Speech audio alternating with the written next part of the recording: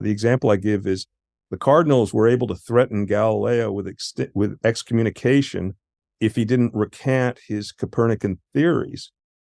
Whether Galileo recanted or didn't recant made no difference. The Earth still spins around the sun and not the other way around. And the Cardinals had the power to punish or threaten Galileo, but they didn't have the power to rearrange the solar system. And that's the analogy that we have. We can't exceed these limits. The atmosphere is telling us we've exceeded those limits, and the result is we're melting the poles of the planet and raising the sea levels and causing all kinds of other havoc. We've got to live within those limits.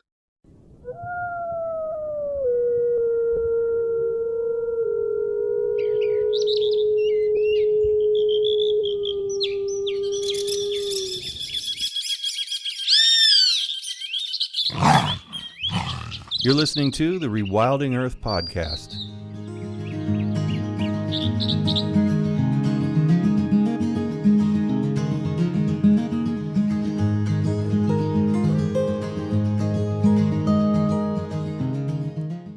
A native of New Jersey, Jamie discovered his passion for wild nature surrounded by meadows and forests near his home on a family outing in old-growth forest in the Quebec wilderness.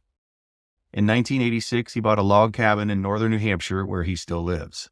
In 1985, Jamie became involved with Earth First, and his first Preserve Appalachian Wilderness proposal appeared in the May 1987 issue of Earth First Journal.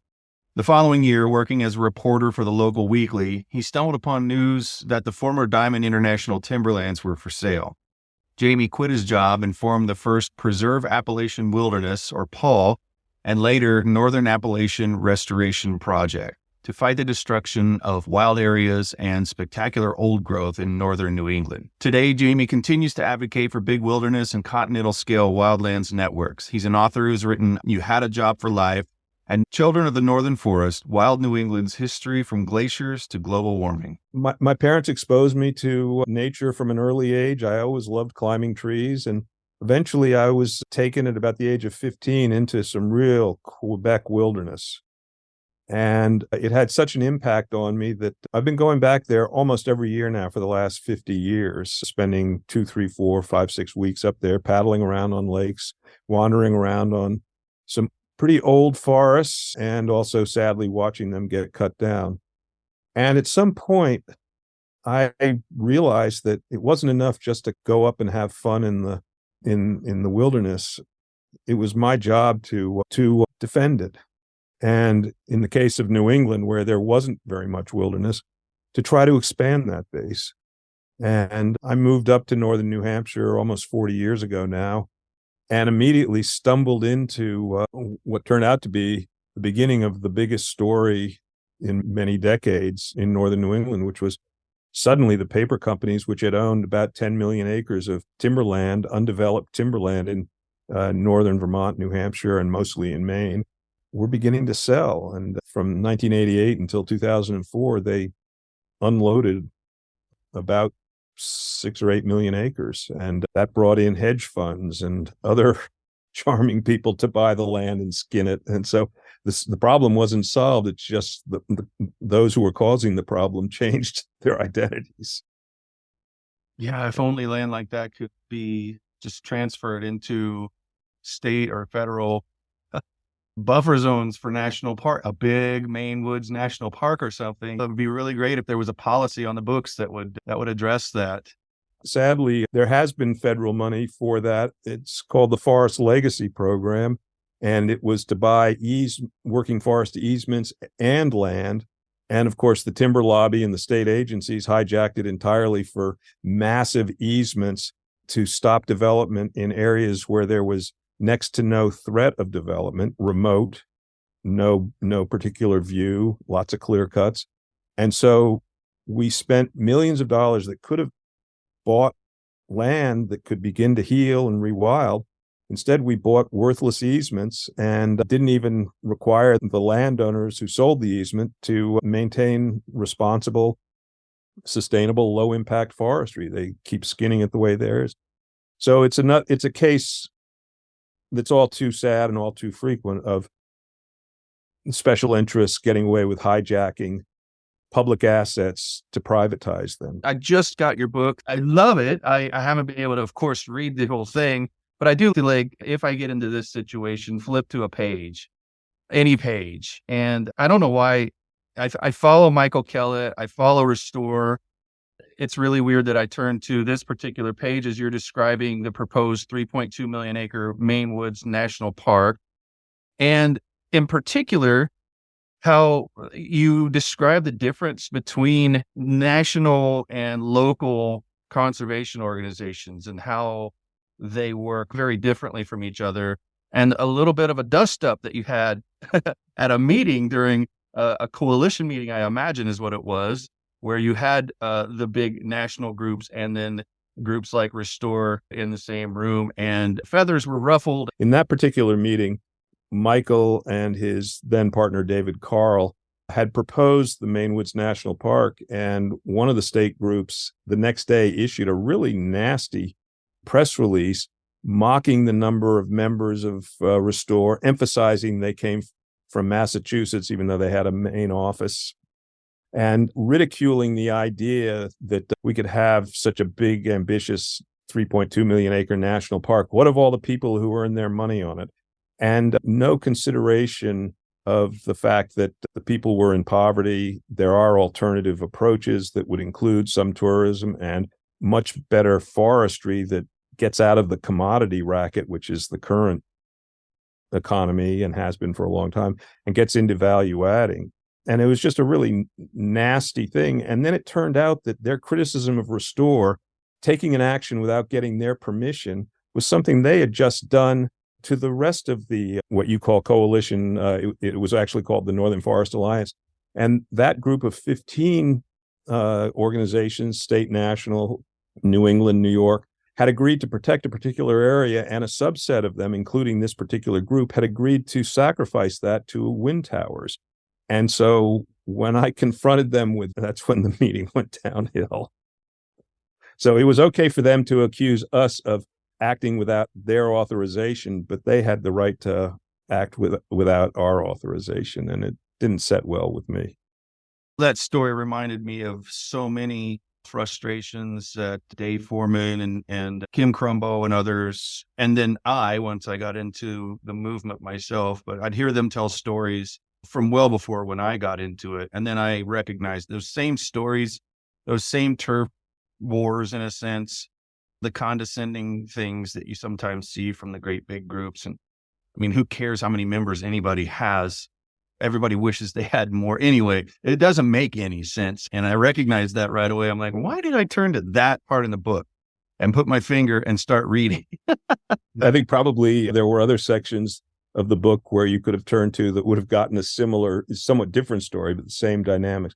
I want to say one thing, though, and that is that almost all of the people who I had these often quite vocal disagreements with were really good people. And they were trying their best, but they were working for a bureaucracy that had a board depended on big bucks donations.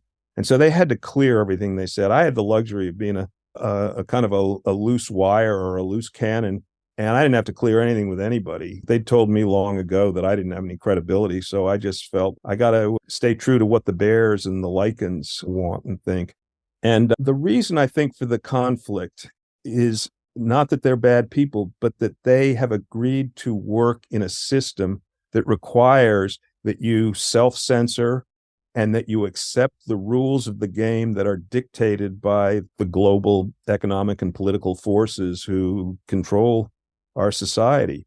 And I'm not willing to do that if it means that I have to pretend that ecological laws and limits don't apply to this particular situation. And so I said what I felt the science and the ethics required, whereas they didn't lie. They just tried to compromise down so they wouldn't get fired or take too much heat from their big funders or the politicians they're lobbying. So I wish that good people would resist the system more, but I don't see them as, most of them I don't think are actively malevolent. And often I would get the comment, over a glass of beer, I agree with everything you just said. In my position, I'm not able to articulate those views. Mm. And And I'm sure that everybody else who's like us has had similar experiences. yeah, yeah. And I just get reflective when I think about this particular situation we find ourselves in. Like, we've been a party to or read about an awful lot of conservation victories. And on one sheet of paper with nothing else around, they look really amazing. The millions of acres of wilderness. When you put another sheet of paper next to it showing the total acreage of the United States, lower 48, the state that you love the most, whatever it is, there's a victory in it, and then there's a loss to it. And we find ourselves in the state we're in today. It's what has the conservation movement accomplished, and where have we failed? And how much are we to blame, or our work to blame, or outside actors, when we look at how far we now have to go to get back to any sense of fairness to the rest of the species of the planet, and to get out of hot water ourselves? I think we legitimately can say we need help because we have a global economy that is hell-bent on profit, and the hell with any side effects such as degradation, extinction, global melting. All they care about is the profit. And until and unless we can get the political system to stop accepting their bribes and to start responding to our ecological and ethical imperatives, no amount of good work by conservationists can stem the tide. Now, have we been as efficient and effective in marshaling the limited resources we have, funding, man and woman power, imagination? I don't think so. And I think that we need to do some real self-searching on this, because I think we could be a lot more efficient and effective. And I think that if we did take a more courageous, scientifically backed, and ethically strong position on climate change, biodiversity, habitat degradation, and really the environmental injustice that is inflicted on humans and non-humans alike, I think we would really excite the general public that's not engaged, and in much more effectively, and they would start demanding this stuff, and we really could turn things around. But if we're going to present them something that's corporate or bureaucratic and unreadable and boring, and also often compromised even before you began the negotiations, we're not going to fire up the spirits even as the calamities intensify. Our greatest strength is the greatest strength of life. It boils down to something that I touched on earlier, which is there are two kind of worldviews. One that says we live in a finite planet that operates under physical and natural laws that are not of our making, and we have no option but to abide by those laws. We can't repeal the law of gravity or carrying capacity or extinction and what leads to it. We need to find ways of behaving in relationship to this lovely planet that we are so lucky to live on in ways that don't exceed those limits, don't ignore those laws, don't violate those laws. So if we basically ask Mother Earth, what are the limits under which we can operate, and we accept them, now the creativity is, okay, so we can't cut all the trees all the time, but we can cut a few trees from time to time. What are we going to do with them? And how are we going to do that in a wise way? And so by accepting limits and then addressing our challenges, I think we have a real fighting chance. Unfortunately, there are a lot of people in real power who, in fact, I think some people in real power view civilization as the mechanism by which they can avoid, evade, and escape those natural, non-negotiable limits. They're wrong, but they have the power to make mischief. The example I give is the Cardinals were able to threaten Galileo with excommunication if he didn't recant his Copernican theories.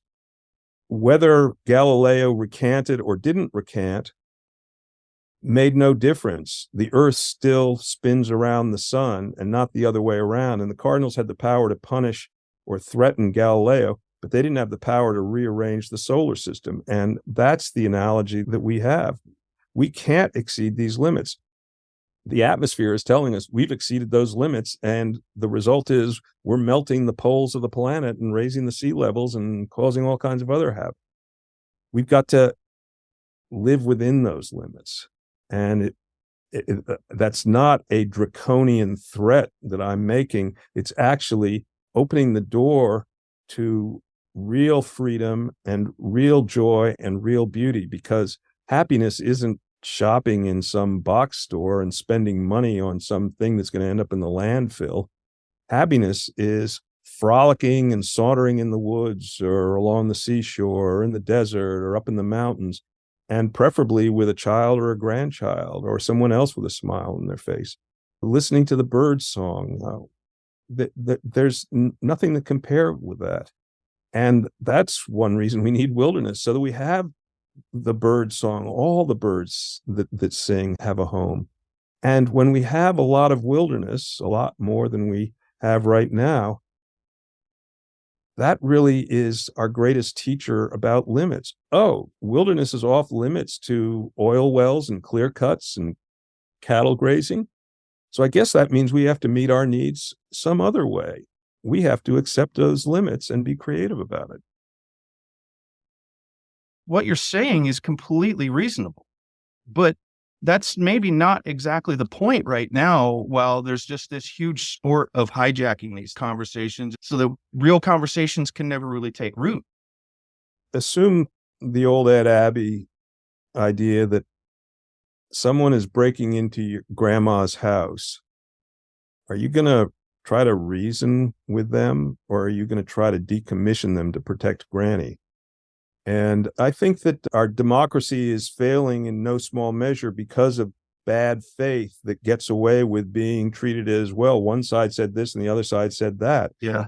If you aren't going to agree that the law of gravity is in operation, the Earth is a sphere, and that the atmosphere has limits to how much carbon it can absorb before it starts melting the planet, I'm not interested in a debate with you.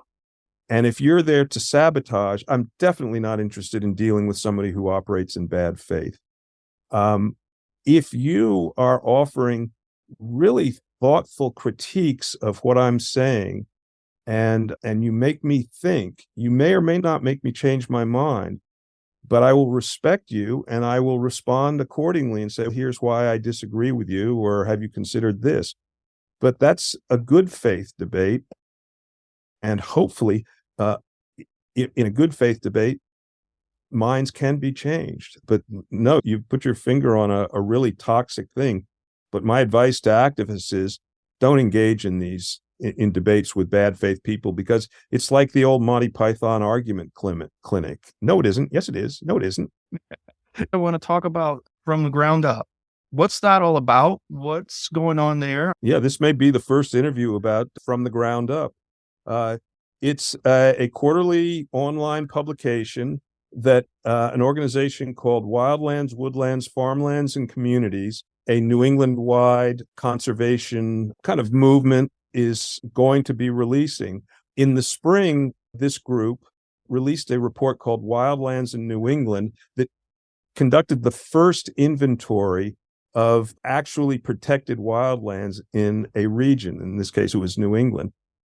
It found that in the 40 million acres in New England, 1.3 million acres, or about 3.3%, is actually protected as wildlands. That's way too little for what we need. I'm thinking 30 to 50%, but at any rate, a minimum of 10 to 20%, certainly. After that report came out and was so well received, we decided to establish a periodical so that we could bring our story to the New England conservation community. And what sets us apart from other groups is that we're probably, I'm reluctant to say think tank, but we're more of a think tank than we are of a going down to to lobby in the State House and things like that. We put out scientific reports. We do a lot of analysis of the challenges we face. And we also support a lot of groups that are doing the more grassroots stuff. They find our work very useful. So from the ground up, we'll showcase the work that we're doing and particularly try to frame it in the approach that we're taking, which is really embedded in our name. We are advocating for much more wildlands. We are advocating for much better woodland management, much more value adding and less commodification, much more treatment, managing the land as if the future mattered, and ditto with farmland. We're trying to revitalize New England farming as much as possible and realistic, to get away from petrochemicals and pesticides and commodities and monocultures and agribusiness scale farms, and communities. And when we say communities, we're talking about the rural community I live in, and we're also talking about inner city communities. And we believe there should be green spaces in all of those communities. It's a little easier where I live because we're basically a forested area. But suburbia and inner cities, there are places where people don't have access to green spaces, convenient access. And I believe that everyone should live within about a 10-minute walk of a green space. Now, that doesn't have to be, obviously in a city, it can't be a million-acre national park. But if you have a lot of urban green spaces, rivers that connect green spaces, other greenways that connect them, and make sure that every neighborhood has one, and hopefully is growing some food, urban gardening and farming. It makes life a lot more equitable and just, and it begins to get us away from this idea that it's okay to have sacrifice zones where we trash a particular piece of land and inflict the toxins and the degradation on the poorest communities. So it's really environmental justice for humans and non-humans alike. But we look at our integrated approach is that all of these issues, the wildlands, the woodlands, the farmlands, and environmental justice, strong communities, we have to address them all together. How does Children of the Northern Forest fit in with everything? Is this a long time coming? Is this something that you've been thinking about for a good chunk of your life and you finally got it done? Or was it more of a sense of urgency project that wanted to be born and you just had to take it up? Both. The story really for me starts in early 1988 when I stumbled upon the first of the big paper company land sales.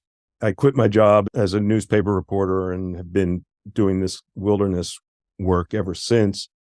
And so I followed it through the various public processes. And at some point, I thought I needed to write a book to tell the story of what went on in the 90s.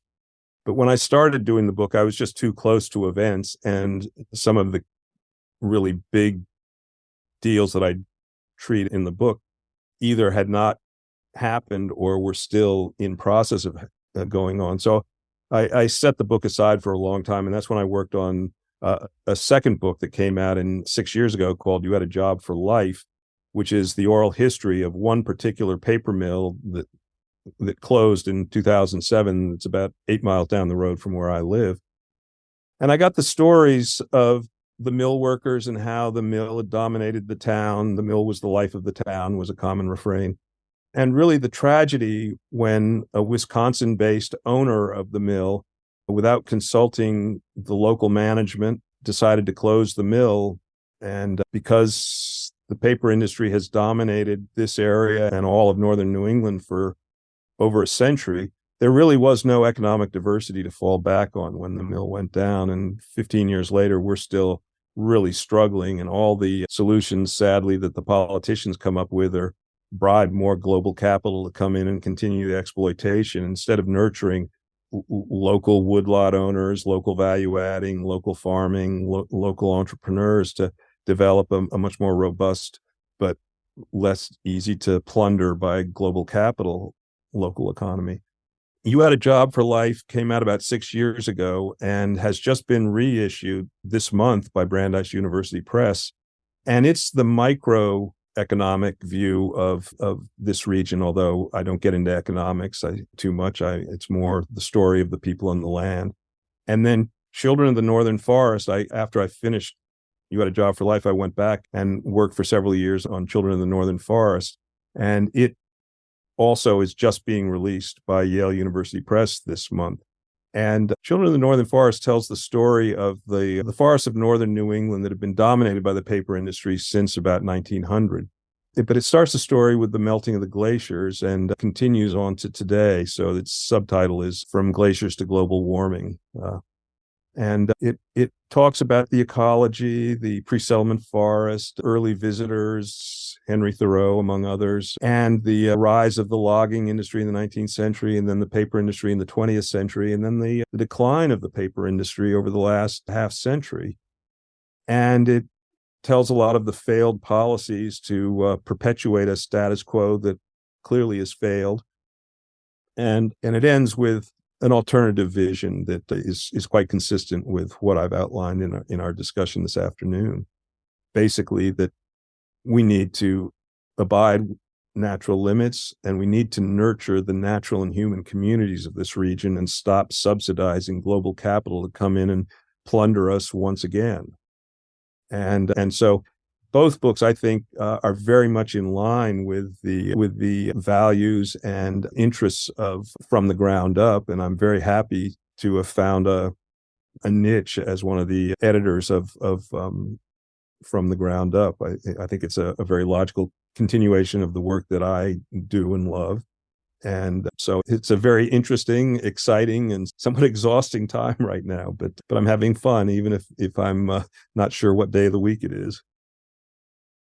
There's real places around the world and around our country where the people locally are forced to think about what we do as an alternative to the taker culture, to like what you mentioned, local business, encouraging tourism, things like that. But you've gotten to see now through your work what people are proposing and what people are doing on the ground. Is there promise there? I think there's both dreadfully inappropriate and awful responses and some really promising approaches to local redevelopment. And in fact, towards the end of Children in the Northern Forest, I profile some of those activities that have transformed a decaying downtown into a quite vibrant little community. There's still a lot of work to go, but there's some real promise there, and it could be applied to other communities. As to the question you asked about, what do we do when the dominant industry that really controlled a community's life for decades or a century or more, when it goes down? The reality is that when you have something that's that dominant, as I mentioned, you don't have the economic diversity that could buffer the blows of the loss of an important business, because you've just lost the thing that basically holds us together. So the first thing that I think you need to do is to share your stories. And that was the gift the people I interviewed gave me. Was I just started interviewing them, and they just were nobody had ever asked them a question about their experiences. They were so happy to tell their stories. And I realized how important their stories are, and that what a key role they play in the healing process. We need to know what went on. We need to know what worked. We need to know how we're hurting. We need to know what we might be able to do to start working beyond that. But first, we do have to allow for a period of mourning, not to be dragged out. But and then the second gift they gave me was, after I had finished telling the story, I started reflecting on the lessons of the story, and I tacked on an epilogue to What You Had a Job for Life that did a sort of a non-professional economist critique of what went wrong, namely over-reliance on commodities, absentee ownership, externalizing pollution and things like that, lack of economic diversity, lack of local value adding, that sort of thing. And that really, those lessons that their stories taught me, I think, lay out a very lovely blueprint for how we approach it.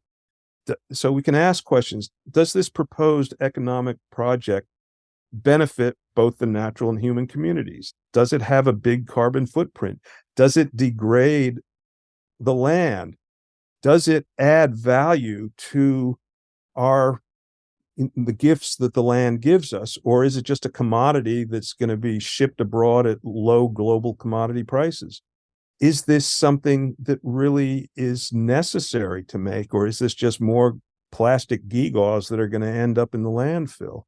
And if you ask a series of questions like that, you very quickly rule out most of the bad stuff that we've been fighting anyway, and you want to focus on stuff that has a low carbon footprint, but produces something of genuine value, and that the benefits go to those who live in those communities instead of being sucked out into a hedge fund or an oil company. And then you just have to have the courage of your convictions and also a little luck in finding friendly politicians who may actually agree with you instead of just lobbying for the big money folks who gave them another generous campaign contribution to buy their affections and loyalty and service. Most of those people never knew a town that didn't rely completely and solely on that industry, and they've never lived anywhere else. So it's time to really put thinking caps on. But we others could be getting ready for this stuff, to think about rewilding and how to put all of these things that we talk about in place, where in that one specific instance, it doesn't matter what the politics in general are. It's a reality on the ground. And it's one of the only things I can think of that puts us into a new reality where we have to think, with everything that we've learned about conservation, how to move forward without the destructive stuff in the way and without creating more. You point to something really important, and that is that because folks who were in a mill town were so dominated by this one gigantic economic engine, local democracy didn't really develop the way it would have if there had been a community of multiple businesses all scrambling to survive. And therefore, there's a lot of debate over what's best for the community. And that's where democracy comes from the ground up. And I think that the salvation of both our political problems and some of the problems in the conservation community is if the leadership does come from the ground up, and that the big top-down groups find ways of being of service to us rather than saying, no, we've got this, you can go home now.